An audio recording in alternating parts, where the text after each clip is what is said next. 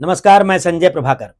महाराष्ट्र के पूर्व मुख्यमंत्री उद्धव ठाकरे का अपने चचेरे भाई राज ठाकरे से मोह भंग हो चुका है, ऐसी खबरें आ रही हैं। इसके पीछे वजह क्या है, मैं बताने जा रहा हूं। उद्धव ठाकरे के ताजा बयान से राज ठाकरे नाराज हो गए या राज ठाकरे ने उद्धव ठाकरे का दिल तोड़ दिया? बहुत गंभीर सवाल है। उद्धव ठाकरे का ताजा बयान जरूर दिखाऊंगा आपको। हो सकता है कि आप में से कई लोगों ने इस बयान को देखा होगा और बहुत लोगों ने गौर नहीं किया होगा। तो आगे जाइएगा नहीं, इस वीडियो में देखिएगा, क्योंकि ये एनालिसिस महाराष्ट्र हित में है, देश हित में है, मराठी अस्मिता के हित में है, हिंदी अस्मिता के हित में है। देखिए, अभी 2 हफ्ता भी नहीं बीता होगा, मराठी राजनीति के कुरुक्षेत्र के मैदान के कर्ण और अर्जुन, जो दोनों एक दूसरे को मात देने के लिए आतुर थे, व्याकुल थे, बीते 20 सालों से, और 20 साल बाद एक मंच पर साथ नजर आए थे 5 जुलाई को। पिछले दोनों गरजे थे मंच से एक साथ, बोले हम एक हो चुके हैं दोनों भाई। विरोधियों को ललकारा था उन्होंने, और मराठी अस्मिता के नाम पर 20 साल की तलखी खत्म होने की खबरें खूब चली, हर जगह चली, और लोगों में भी खूब चर्चा हुई। लगा दिलों की दूरियां खत्म हो चुकी हैं, दोनों के समर्थकों में जोश भी खूब देखने को मिला। लेकिन अब तस्वीर का दूसरा रुख यह भी बता रहा है कि एक भाई दूसरे से दूर रहना ही अपने भविष्य के लिए बेहतर मान रहा है। 20 साल बाद एक हुए भाइयों में फिर से दूरी की खबर चौंकाने वाली तो है ना? देखिए, दोनों में से किस भाई ने दूसरे से दूरी बनाने का रास्ता अख्तियार करने का फैसला किया, अपनी राजनीतिक जमीन बनाए रखने के लिए या अपने बेटे के लिए? देखिए, राज ठाकरे के बेटे अमित ठाकरे हैं और उद्धव ठाकरे के बेटे आदित्य ठाकरे हैं, ये आप जानते हैं। मोह भंग की खबरों में कितना दम है फिलहाल कहना बहुत कठिन है, लेकिन वक्त सबके सामने ला देगा ये सारी बातों को। बहरहाल, चलिए इंतजार खत्म करते हैं। आइए पहले सुनते हैं उद्धव ठाकरे साहब का वीडियो स्टेटमेंट, जो कि सवाल पैदा करता है। मी तुम्हाला एक थेट प्रश्न विचारतो की या सगळ्या घडामोडीमध्ये मुंबईच्या मराठी माणसाच्या लढ्याच्या संदर्भात आणि येणाऱ्या महापालिकेसंदर्भात सुद्धा राज ठाकरे यांच्याशी तुमची थेट चर्चा होणार आहे का? पण माझं तेच म्हणणं आहे की थेट चर्चा केली हा, काय अडचण काय कोणाला? काहीच अडचण नाही, हा प्रश्न विचारला जातो. हो, पण मी आत्ता फोन उचलून त्याला फोन करू शकतो, तो मला करू शकतो, आम्ही आत्ता भेटू शकतो. काय अडचण काय? अडचण काय?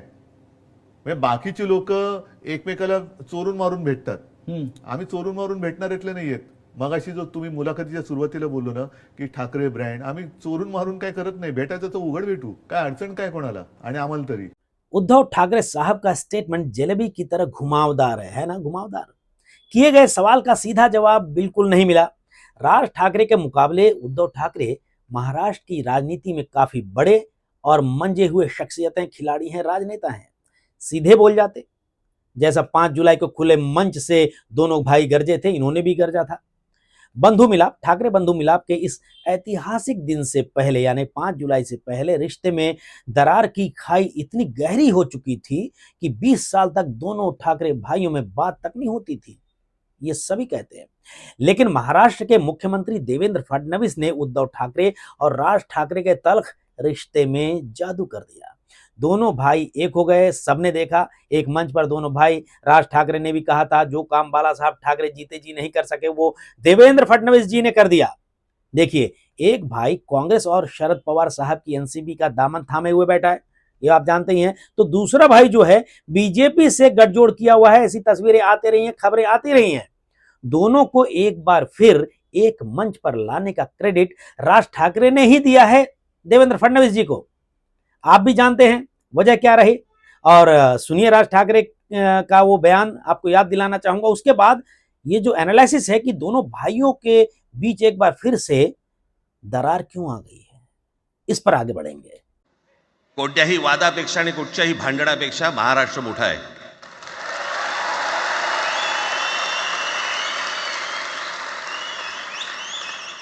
आज जवळपास 20 वर्षानंतर मी आणि उद्धव आम्ही एका व्यासपीठावरती आज येतो आहोत.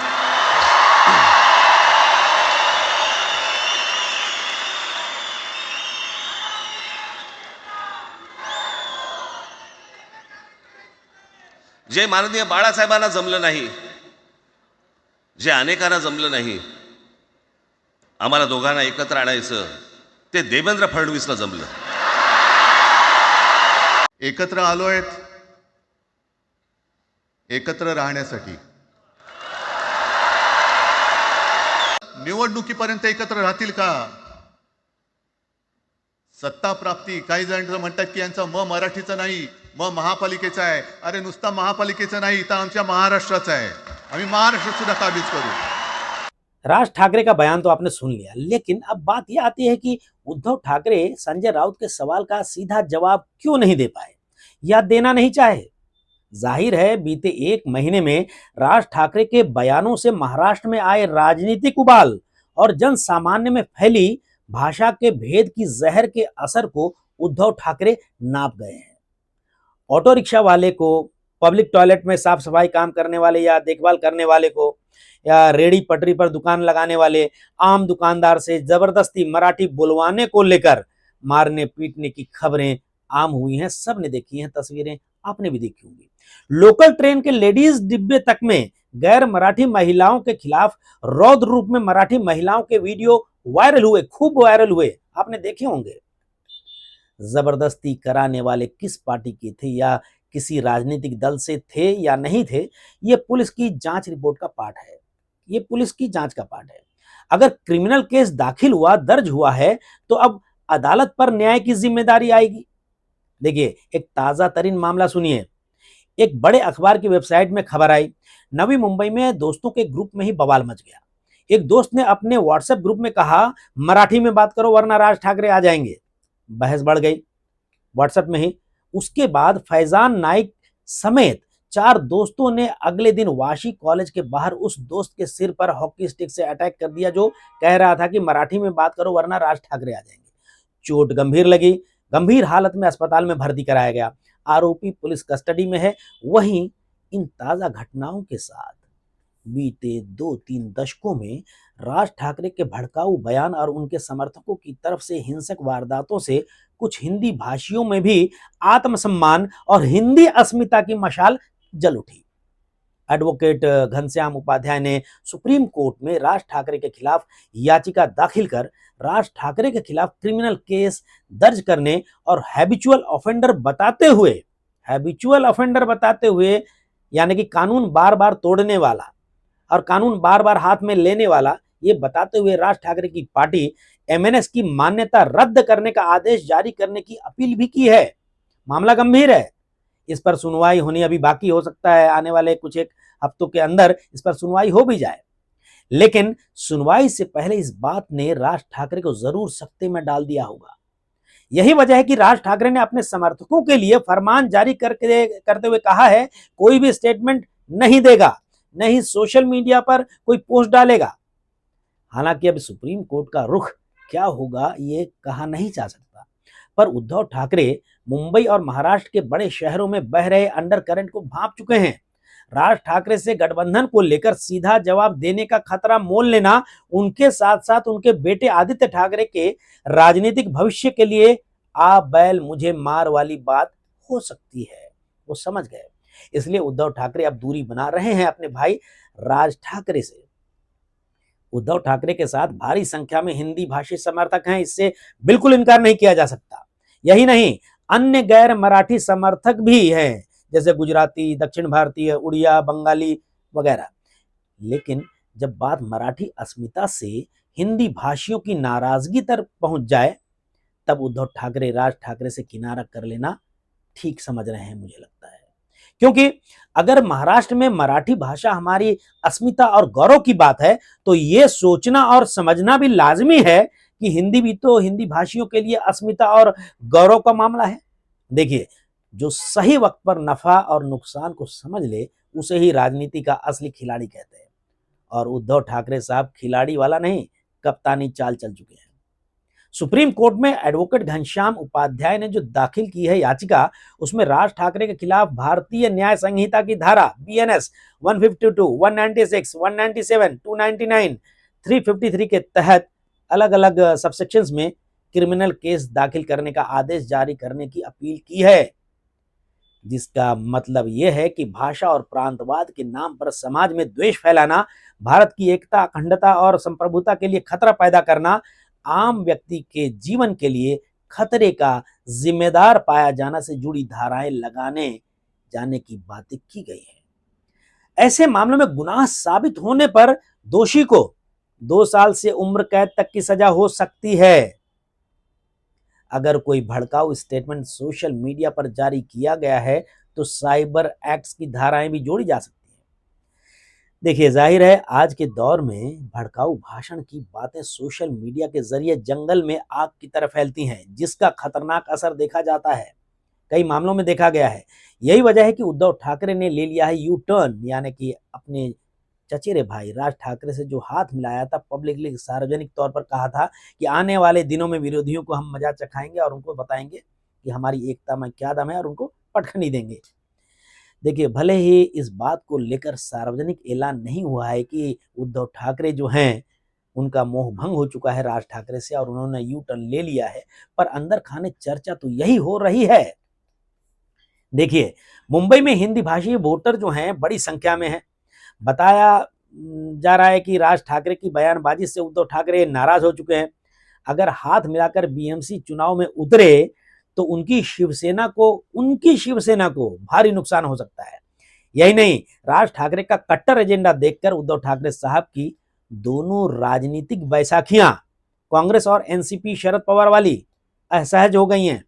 कांग्रेस का बड़ा वोट बैंक है अल्पसंख्यक समाज, जो आप जानते हैं, जो ज्यादातर हिंदी भाषी, उर्दू भाषी और गैर मराठी हैं।